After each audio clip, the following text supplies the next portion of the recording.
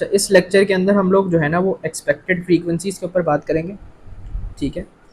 अब expected frequencies के topic में बेसिकली होगा ये कि आपको किसी भी इवेंट के होने की प्रोबेबिलिटी गिवन होगी, ठीक है। यानी कि फॉर एग्जांपल आपको ये बता दिया जाएगा कि भाई जब आप एक डाइस रोल करते हैं तो 6 आने की प्रोबेबिलिटी जो है वो 1/6 है, ठीक है। फिर वो आपसे ये पूछेंगे कि भाई अब एक डाइस को हमने 100 टाइम्स रोल कर दिया, तो अब आप बताएं कि 6 आने की प्रोबेबिलिटी क्या हो सकती है। सही, तो 100 टाइम्स रोल करने पे डाइस 6 हमारे पास कितनी बार आ सकता है ये हमें नहीं पता। सही है, हम सिर्फ अंदाज़ा लगा रहे हैं बैठ के कि यार कितनी बार आ सकता है। सही है, किस किस चीज़ को यूज़ करते हुए अंदाज़ा लगा रहे हैं, जो एक बार रोल करने की जो प्रोबेबिलिटी है उसको यूज़ करते हुए अंदाज़ा लगा रहे हैं कि जब हम एक बार डाइस को रोल करते हैं तो आपके पास जो है ना वो प्रोबेबिलिटी 6 आने की 1/6 होती है। तो अगर 100 टाइम्स किया जाए तो अंदाजन क्या प्रोबेबिलिटी बन सकती है 6 आने की, ठीक है। तो ये होता है बेसिकली एक्सपेक्टेड फ्रीक्वेंसीज के अंदर। सही है, डेफिनेशन देखते हैं। The number of times an event should occur in the long run based on probability, ठीक है। यही वही बात हो गई लॉन्ग रन वाली कि अगर एक बार आपने जो है डाइस रोल किया उसमें 1/6 है 6 आने की प्रोबेबिलिटी, तो 100 times on the long run या 1000 टाइम्स या 10,000 टाइम्स रोल करने पे क्या बन सकती है, एक बेसिकली अंदाज़ा हम लगा रहे होते हैं, ठीक है। तो एक्सपेक्टेड फ्रीक्वेंसी निकालने का जो फॉर्मूला है वो बड़ा आसान है। आपके पास प्रोबेबिलिटी है multiply by total number of trials. सही है, यानी कि अगर हम डाइस की बात कर लें तो 1/6 6 आने की प्रोबेबिलिटी और 100 टाइम्स तो नंबर ऑफ ट्रायल्स 100, ठीक है। तो इसका जो भी आंसर होगा that will be your expected frequency, ठीक है। कि भाई 100 टाइम्स में हम इतनी बार जो है ना वो 6 आना एक्सपेक्ट कर सकते हैं। समझ आ रही है बात कि अगर 100 टाइम्स डाइस को रोल कर रहे हैं तो 6 को हम कितनी बार एक्सपेक्ट कर सकते हैं।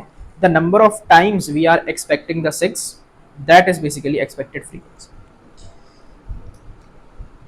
सही है, फ्रीक्वेंसी का मतलब यही होता है ना कि number of times an event is occurring.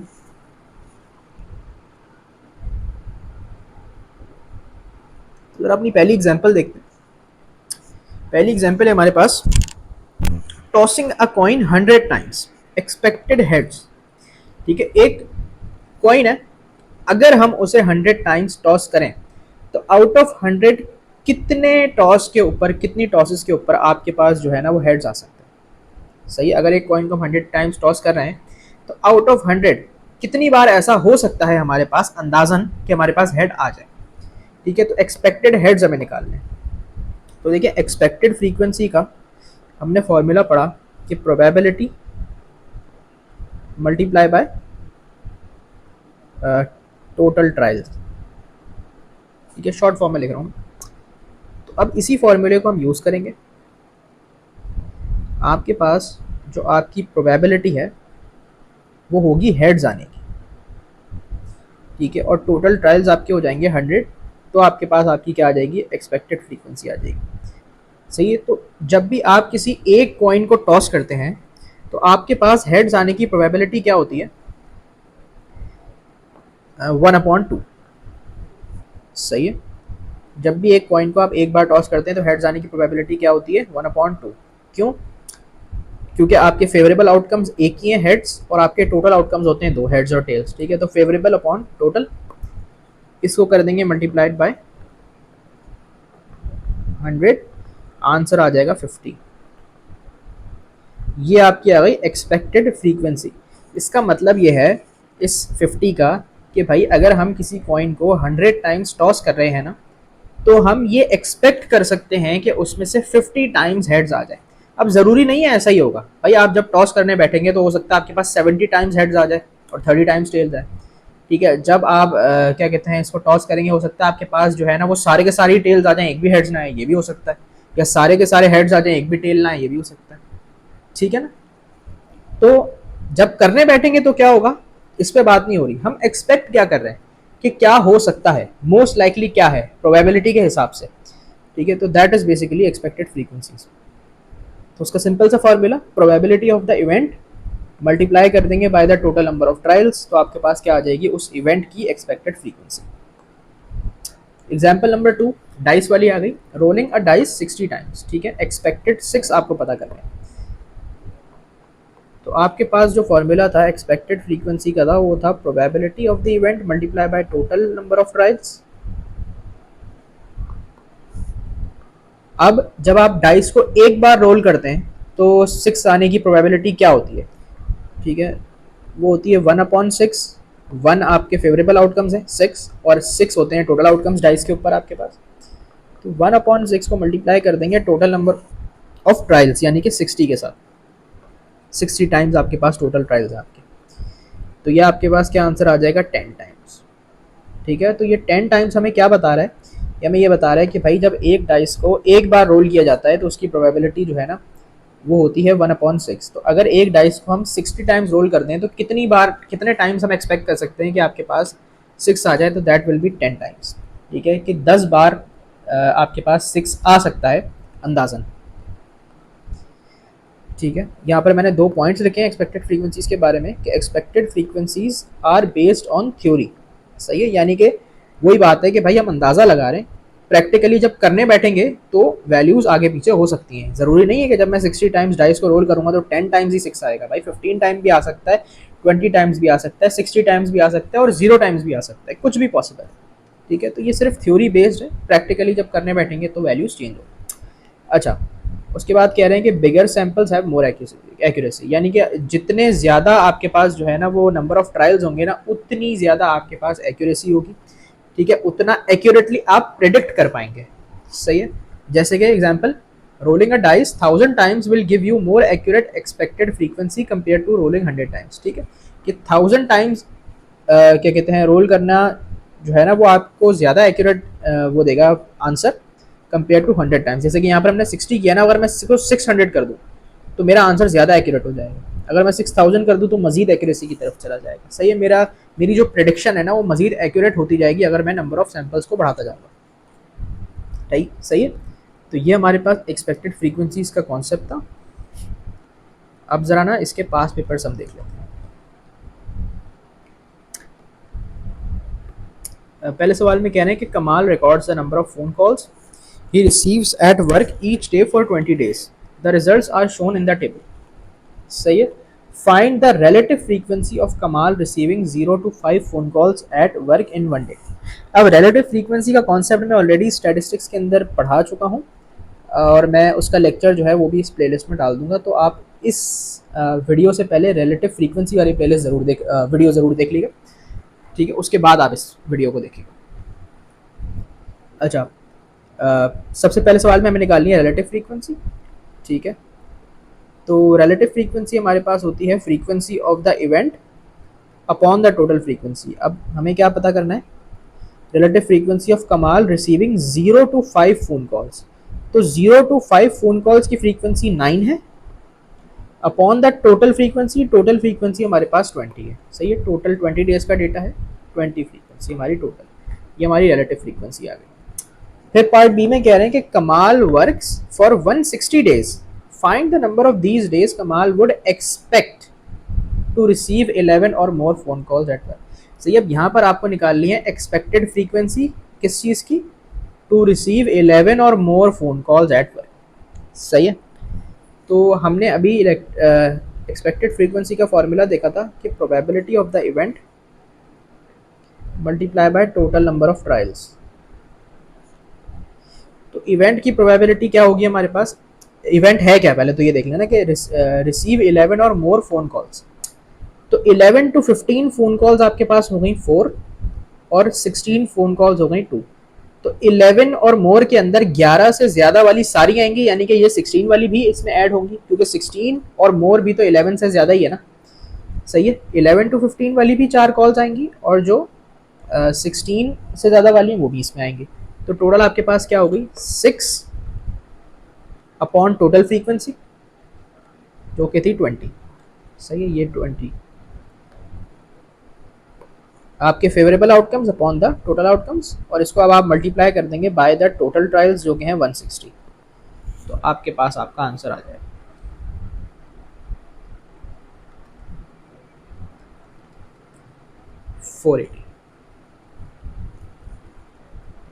48। सही है। तो इस 48 का मतलब क्या है बेसिकली, कि अगर 160 डेज के लिए वो काम कर रहा है तो ही विल रिसीव 11 और मोर फ़ोन कॉल्स फॉर 48 डेज।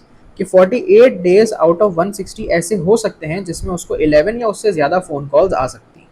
ठीक है, एक अंदाज़ा कि अगर 20 दिन काम करने पे, ठीक है, उसको उसके 6 दिन हैं जिसमें वो 11 से ज़्यादा उसको कॉल्स आ रही हैं, 11 या 11 से ज़्यादा, तो 160 डेज काम करने पे 48 दिन ऐसे हो सकते हैं जिसमें उसको 11 या 11 से ज़्यादा कॉल्स आ रही हैं। अगला सवाल देखते हैं। Ali keeps a record of the computer games he plays. Out of the first 6 games, Ali wins 4. सही है, out of the first 20 games Ali wins 13। अब वो कह रहे हैं use these results to find the best estimate for the probability that Ali will not win the next computer game he plays. ठीक है, अब देखें बेस्ट एस्टिमेट के लिए हमें बड़ा सैंपल इस्तेमाल करना पड़ेगा, क्योंकि जितना बड़ा सैंपल होता है उतनी ज़्यादा एक्यूरेसी होती है। तो एक सैंपल हमारे पास है 6 गेम्स का जिसमें वो 4 जीता है, और दूसरा सैंपल हमारे पास है 20 गेम्स का जिसमें से वो 13 जीता है। तो ज़्यादा बड़ा सैंपल कौन सा वाला है, 20 गेम्स वाला। तो उसकी जो विनिंग प्रोबेबिलिटी है वो क्या है, आप ये लगा लें कि 13 गेम्स वो आउट ऑफ 20 जीत रहा है। सही है, तो 13 आपके पास हो गए फेवरेबल आउटकम्स, और 20 हो गए आपके टोटल आउटकम्स, कि आउट ऑफ 20 13 वो जीत रहा है। ये आपके पास क्या हो गई, विनिंग प्रोबेबिलिटी। और आपसे क्या पूछ रहे हैं, विल नॉट विन। ठीक है, नॉट विनिंग की बतानी है तो 1 में से माइनस कर सकते हैं। तो आपके पास क्या आंसर आ जाएगा, 7/20। सही है। अगर जीतने की प्रोबेबिलिटी ये है हमने निकाली, तो हारने की क्या होगी, 1 में से माइनस कर दें, क्योंकि टोटल प्रोबेबिलिटी तो 1 के बराबर होती है ना, कि उसके हारने और जीतने की प्रोबेबिलिटीज जब ऐड करेंगे तो वो तो 1 के बराबर आएगी। सही है, ये मैंने बताया था कि probability of an event happening plus probability of an event not happening equals to 1। तो जीतने और ना जीतने की प्रोबेबिलिटी 1 होगी, ना जीतना मतलब हारना हो गया। Part B, a spinner is spun n times, the spinner lands on red 14 times. The relative frequency of the spinner landing on red is 0.2. Find the value of n. ठीक है, अब देखें रिलेटिव फ्रीक्वेंसी का सवाल है। तो relative frequency आपके पास क्या होती है, आपकी frequency of the event upon total frequency. तो रिलेटिव फ्रीक्वेंसी जो है वो रेड की 0.2 है, फ्रीक्वेंसी 14 है, ये गिवन है, और आपको टोटल जो है ना फ्रीक्वेंसी, यानी कि एन टाइम्स आपने स्पिनर स्पिन किया तो आपकी टोटल फ्रीक्वेंसी है वो आपको निकालना है। तो एन इक्वल्स टू 14 अपॉन 0.2 हो जाएगा, और 14 डिवाइड बाई 0.2 आंसर आ जाएगा 70। सही है, मैंने कैसे किया, डेसिमल को एक स्टेप आगे लेके जाएं। 14 के एंड में डेसिमल है, होल नंबर के एंड में डेसिमल होता है, ये भी एक स्टेप आगे जाएगा तो यहाँ 0 आ जाएगा। तो ये 1/40/2 हो जाएगा जो कि 70 के बराबर होता है।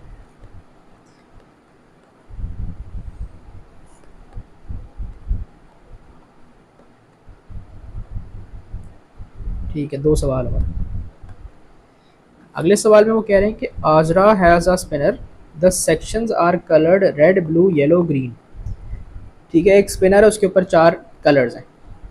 The relative frequency of the spinner landing on red blue और yellow is shown in the table. ठीक है, रिलेटिव फ्रीक्वेंसी आपको गिवन है रेड ब्लू और येलो की। सही है, और ग्रीन की वो आपसे पूछ रहे हैं। सही है, पहले सवाल में वो आपसे कह रहे हैं कि find the relative frequency of the spinner landing on green. ठीक है, बात यह है कि जब मेरे पास इन तीनों की गिवन है और इसकी मुझे निकालनी है, तो मुझे एक बात पता है कि हमारे पास जो टोटल प्रोबेबिलिटी है वो बेसिकली किसके बराबर होती है, 1 के। ठीक है, रिलेटिव फ्रीक्वेंसी भी एक काइंड ऑफ प्रोबेबिलिटी ही होती है। सही है, तो जब टोटल 1 के बराबर होती है तो मैं क्या कर सकता हूँ, 1 में से बाकी प्रोबेबिलिटीज़ को माइनस कर सकता हूँ, तो मेरे पास ग्रीन की प्रोबेबिलिटी आ जाएगी।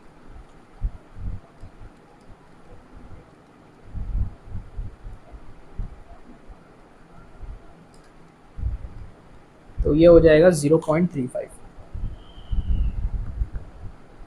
ठीक है, ग्रीन की रिलेटिव फ्रीक्वेंसी।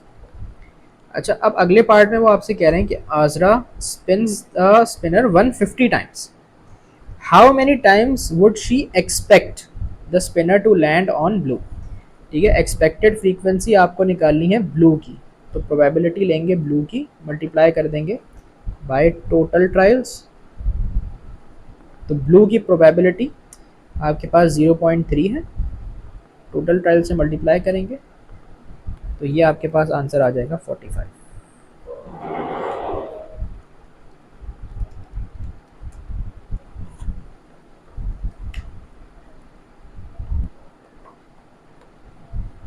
सही है, इसको हम इस तरह कर सकते हैं कि 0.3 को मैं लिख सकता हूँ 3/10 मल्टीप्लाई बाय 150, ये कैंसिल, 3 15 ज़ा 45। सही। अगला सवाल, a dice is thrown 400 times, the results are shown in the table. ठीक है, एक डाइस को आपने 400 टाइम्स रोल किया है, उसके रिजल्ट्स यहाँ पर शोन है कि आपके पास 65 दफ़ा 1 आया है, 80 दफ़ा 2 आया है, 70 दफ़ा 3 आया है, 75 दफ़ा 4 आया है, 50 बार 5 और 60 बार 6 आया है। ठीक है, ये आपके पास रिजल्ट्स हैं। सबसे पहले कह रहे हैं find the relative frequency of throwing the number 2। Relative frequency निकालनी है, तो रिलेटिव फ्रीक्वेंसी का फॉर्मूला क्या होता है, फ्रीक्वेंसी अपॉन टोटल फ्रीक्वेंसी। तो नंबर 2 की फ्रीक्वेंसी कितनी है आपके पास 80, टोटल फ्रीक्वेंसी आपकी 400 होगी, 400 टाइम्स आपने रोल किया, तो आपके पास आ जाएगा आपका आंसर 1/5। ठीक है, ये आपकी रिलेटिव फ्रीक्वेंसी। फिर कह रहे हैं Imran throws the dice 1000 times. ठीक है, how many times would you expect the number 2 to be thrown. अब 2 की आपने क्या निकालनी है, एक्सपेक्टेड फ्रीक्वेंसी निकालनी है, 1000 आपके पास जो है वो नंबर ऑफ ट्रायल्स है। तो एक्सपेक्टेड फ्रीक्वेंसी के लिए आप क्या कर सकते हैं, प्रोबेबिलिटी लेंगे रेड की, रेड क्यों लिख रहा हूँ यार मैं बाद में, प्रोबेबिलिटी लेंगे आप 2 की, मल्टीप्लाई कर देंगे बाय टोटल ट्रायल्स। तो 2 की हमारे पास प्रोबेबिलिटी या रिलेटिव फ्रीक्वेंसी हमने ऊपर अभी निकाली थी 1/5, इसको मल्टीप्लाई कर दें आप टोटल ट्रायल से 1000 से, तो आंसर आपके पास आ जाएगा 200। सही है, लास्ट क्वेश्चन है ये शायद।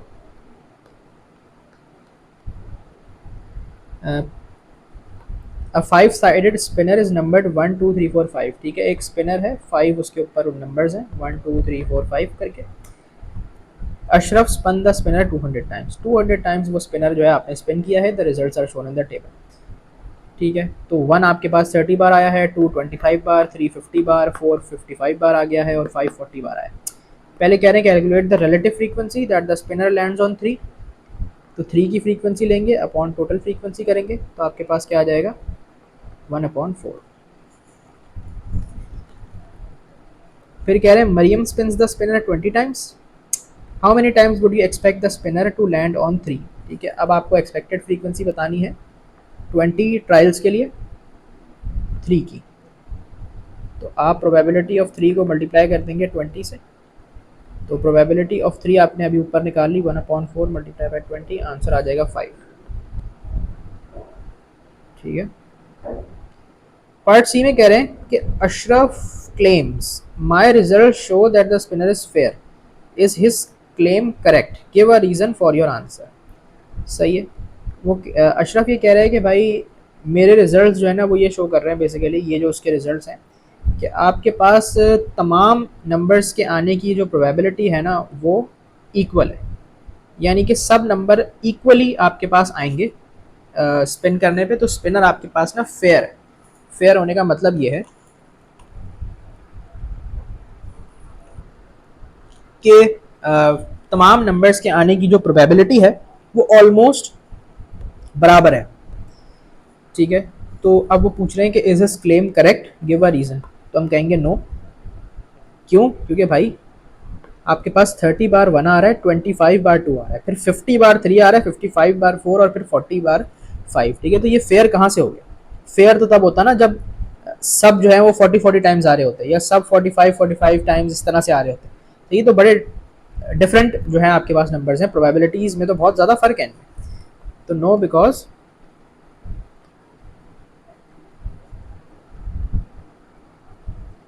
The probabilities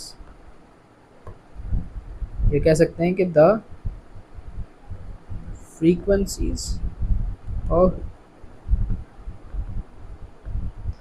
the numbers are varying. ये बहुत ज़्यादा वेरी कर रहे हैं वैल्यूज़, तो आपके पास फेयर तो स्पिनर नहीं है। तो यहाँ पर आपके जो है ना ये ख़त्म हो गया ये टॉपिक भी।